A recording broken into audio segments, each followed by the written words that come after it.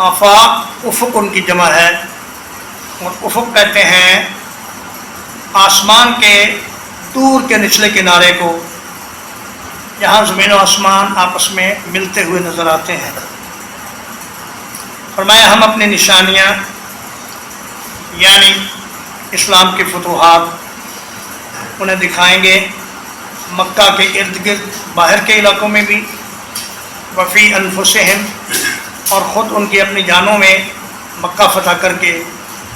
انہیں خود اسلام کی حقانیت اپنی آنکھوں سے نظر آ جائے گی اور وہ اس اسلام کو قبول کریں گے۔ اور دوسرا معنی اس کا یہ ہے کہ اللہ پاک کی توحید